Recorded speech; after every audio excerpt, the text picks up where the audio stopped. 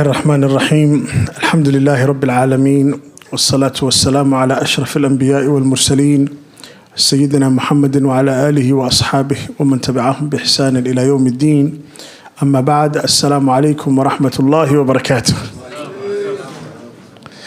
And dear brothers and sisters in Islam, welcome to your Masjid, Masjid Alfurqan.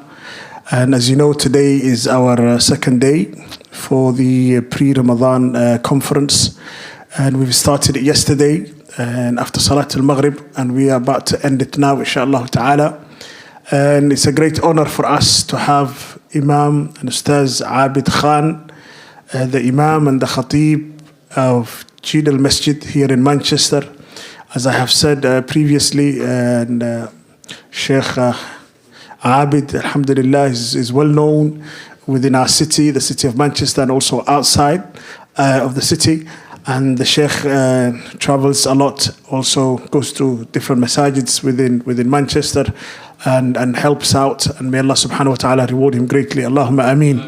So the Ustaz, mashallah, the Sheikh, whenever we invite him and ask him to come and be with us, Jazakallah khairan, he accepts our invitation. May Allah subhanahu wa ta'ala bless him. Allahumma ameen. And he's someone who has recently come back from Bayt al-Maqdis. Recently the Sheikh came back from Bayt al-Maqdis. So it wasn't long ago. And I would like to ask you, inshallah ta'ala, if you can share with us a few thoughts regarding, the visit that if you're okay with that, inshallah ta'ala. And because this is something that is close to all of our hearts, and we are feeling the pain that our Muslim brothers and sisters are going through in Palestine. But you have been given the opportunity to actually visit there and go and see how things are. And so, inshallah ta'ala, if you're comfortable answering that question, inshallah ta'ala, I would like to start this discussion with that question, which is just a little bit out of topic. And I just want to remind the brothers and the sisters, if you have questions relating to the topics that we've talked about today, please send your questions using the QR code بإذن ta'ala. So, فليتفضل شيخنا Sheikh Abid. Bismillah ar-Rahman ar-Rahim. As Sheikh Muhammad mentioned, alhamdulillah, at the beginning of February actually, I came back from visiting Masjid Al-Aqsa. Alhamdulillah, by the grace of Allah subhanahu wa ta'ala, I've visited I think 6 or so times over the last 2 years. And since October 7th, there's been no groups or anybody really from the West going to Masjid Al-Aqsa. And I think it was around the 20th of January, I saw a video of a brother saying, I'm in Masjid Al-Aqsa and there's nobody here. Yes, and this is a brother called Raz from Bradford. And he said, I'm calling to all those from the UK to come and visit Masjid Al-Aqsa because there's a great need. And we didn't know, is this a recent video, is this an old video? But one of the brothers got his number, so I contacted him on that day. And I asked him, are you there now? What's going on? And he told me, he said, yes, I'm here. I'm actually right now in Al-Quds. And then he explained to me the situation and how there was a great need for people to start coming again. It was fine to come. There's no real issues. So I then decided that, we have to try to make an effort because we've taken groups in the past, but before taking a group, let's at least go and see the situation. So alhamdulillah, there were, no flights really going to Tel Aviv. So we went to Amman, and a group of us got together. There was 11 in the end, and we went to Amman from Luton. And we had to stay the night in Amman because you can't cross over the border after, I think it's 8 p.m. Or 6 p.m. So we stayed the night in Amman, and then the next day we went to the border, the Jordanian border. Around 45 minutes we got through, and then we had to get on a shuttle bus and go to the Israeli border. And there we faced some challenges. We were kept for around 5 hours, questioned, why are you going, well, who do you know there, etc., etc. And we just remained calm, and in the end, alhamdulillah, they let us through. And then it was a 45-minute drive, and we got to the old city, Jerusalem, and we got to Masjid Al-Aqsa. And it was beautiful to be able to go and visit, because look, Masjid Al-Aqsa is the first qibla for the Muslims. Okay, it's the second masjid ever established. In the hadith of Abu Dharr, when he asked the Prophet ﷺ which masjid was first established, he said Masjid Al-Haram. And then what? Then he said Masjid Al-Aqsa. And what was the time period between the two? The Prophet ﷺ said 40 years. 40 years. So it's the second masjid established, the first qibla for the believers. It's that masjid where when Sulaiman alayhi salam later on, and all of the Anbiya have a connection with Masjid Al-Aqsa, but when Sulaiman alayhi salam many years later was rebuilding Masjid Al-Aqsa, he made a dua to Allah subhanahu wa ta'ala, and he asked Allah for three things. Yes, the first one was hukmun yusadif hukma, that when he gives a judgment, it's in accordance with Allah's judgment. He wanted to be just when he would give a ruling. The second thing he asked for is mulkan, a kingdom the like of which nobody after him is given. Yes, because he wanted to spread khair, etc. And the Prophet ﷺ said he was given these two. The third thing he asked for is that nobody visits this masjid, Masjid Al-Aqsa, except that when he goes back like the day his mother gave birth to him, free from sin. The reward of a hajj, subhanallah. Sulaiman alayhi salam is making this dua, that nobody goes back except like the day his mother gave birth to him, free from sin. I mean, there's so many fada'il and virtues of that land. Ibn Abbas radiallahu anhuma, he said there's not an inch of that land except that a prophet has prayed there or an angel has stood there. The Prophet ﷺ led all of the Anbiya in prayer in that land. So the fada'il and the virtues, and the truth is it's become neglected today. I mean, there's 2 billion Muslims. How many Muslims do we have in the West? And when I went there, less than 20 Muslims. There was 11 of us. There was a group of 4 from Bradford that came the day before, or on the same day, and there was one family from South Africa. Less than 20 people from the whole of the West, UK, America, South Africa, Europe, 20. And there was a line of Palestinians, elderly Palestinians that they allowed in. Others they can't get in, it's very difficult for them, they just refuse them entry. So all of the Palestinians we met, they said the exact same thing. I said, what is it that we can do? What's your message to the people of the UK? They said, we have one message, and that message is tell the people to come and visit. And I spoke to the Imam of the Masjid, Sheikh Yusuf. I said, what's your message? He said, we need 2 things, dua wa hudur. We need your dua and we need your presence.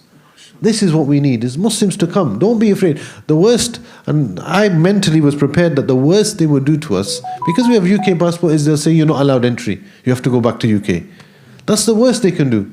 And if that happens, that happens. But alhamdulillah, we got in. And, when you get to the compound itself, they see that you're from the UK, they don't really give you any trouble. They let you through. It's the Palestinians who have to struggle. And subhanAllah, the old city was dead. It was like a ghost town. I was there in September and subhanAllah, it was so busy. All the shops were open, so many different groups. And now you would struggle to find a shop that was open. And that's the situation that they're in. Everything's closed down, no tourists, no brothers or sisters visiting.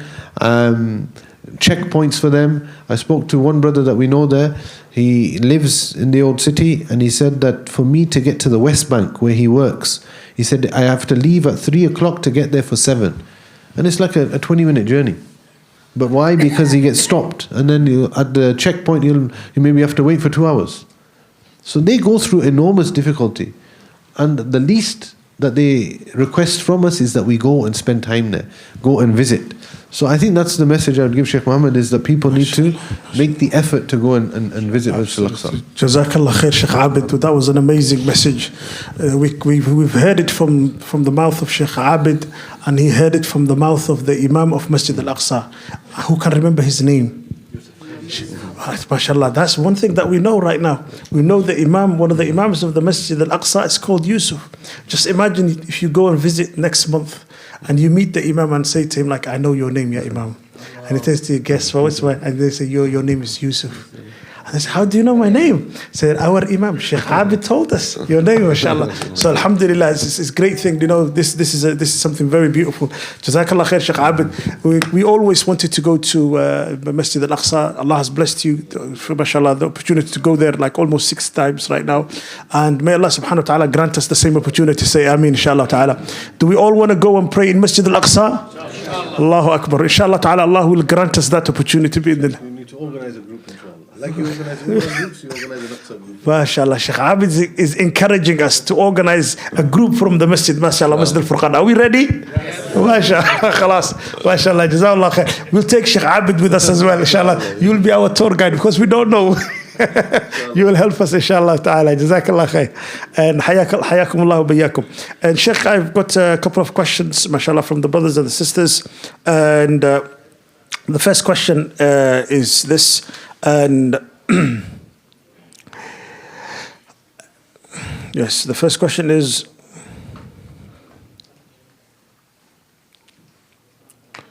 what's the best thing to do in Ramadan? Subhanallah. So it's a beautiful question. What is the best thing to do? The desire to do what is most beloved to Allah subhanahu wa ta'ala is a beautiful desire. The truth is, when it comes to the best thing to do, that will differ depending on the time that we're in Ramadan. It will differ depending on you, yourself. What might be the best thing for you might not be the best thing for somebody else. We talked about in the lecture the importance of ibadah and worship, and coming closer to Allah through the Quran. It is the month of the Quran after all. It's the month in which the Quran was revealed. It's the month in which the Prophet ﷺ would increase his recitation. He would revise it with Jibreel. He would pray the Quran in the night prayer. So everything that that we think of when it comes to Ramadan in terms of value is all connected to the Quran. So this has to be a month of reconnecting with revelation, with the Quran. So I would say that the most important thing for us to do in this month is reconnect with the revelation, reconnect with the Quran, the meaning of the Quran, the recitation of the Quran, the study of the Quran, everything associated with the Quran. We have to give it its time and its haqq and its due. So I would say that's the most important thing or focus in the month of Ramadan. Of course, things like dua, tawbah, seeking forgiveness of Allah subhanahu wa ta'ala, purifying the heart, making sure there's no malice in the heart for other believers, and he's supporting those who are suffering. These are all enormous, great deeds. And you know somebody who's going through a difficulty, a hardship, being there for that person. And then we know the hadith of the Prophet ﷺ, when he said that for me to walk with my brother in a time of need is more beloved to me than to perform ittikaf in my masjid for 1 month. Allahu Akbar. Yani being in the service of somebody who's going through a difficulty, the Prophet ﷺ saying it's more beloved to me than to perform ittikaf in Masjid Nabawi for a month. It shows you the importance of helping those going through difficulties. And sometimes you think about ittikaf. What do you do in ittikaf? You read Quran, you make dua, you do tasbih, you pray your salah. The Prophet ﷺ saying is actually to be with a brother who's going through a hardship or a sister who's going through a difficulty is more beloved to me. So these are also things that we need to not neglect in the month of Ramadan, looking out for one another, checking up on those who are going through hardships, etc. Barakallah fiqh.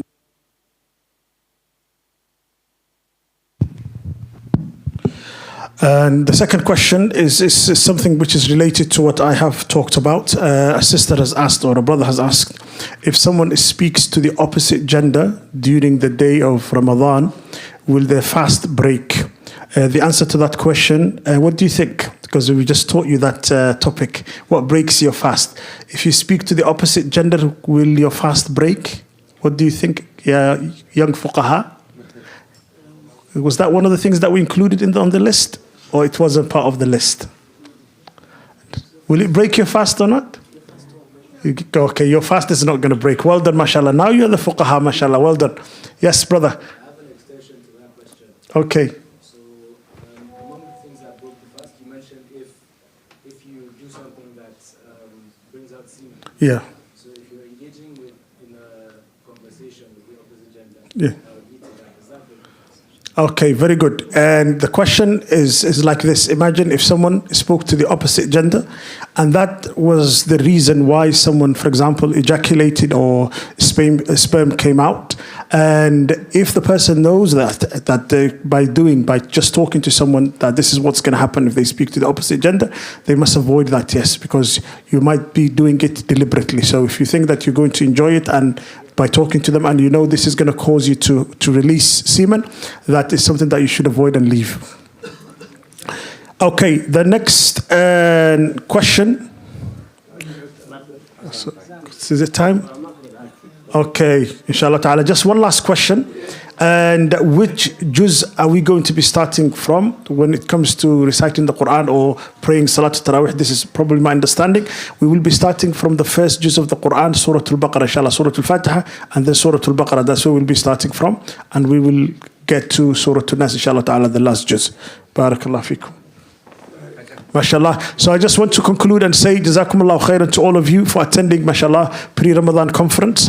And I want to thank, MashaAllah, Sheikh Abid for giving us this opportunity, MashaAllah, to come and visit us here in the masjid and, MashaAllah, enlighten us with his knowledge and words of wisdom, and also helping us to reconnect with Masjid Al-Aqsa as well. That was very important. Jazakumullah khairan. I also want to take this opportunity and thank all the mashayikh who have participated in the conference. And also I want to thank all the brothers and sisters who have attended. And sorry if we haven't answered some of your questions because of the limited time. And I want to also thank, lastly, our media team. Jazakumullah khairan for the fantastic job. And they're always doing great job. May Allah subhanahu wa ta'ala bless them. Wassalamu alaikum wa rahmatullahi wa barakatuh. And this is the end of our conference, inshallah ta'ala, for the month of Ramadan. Hayakumullah. Wassalamu alaikum wa rahmatullahi wa barakatuh.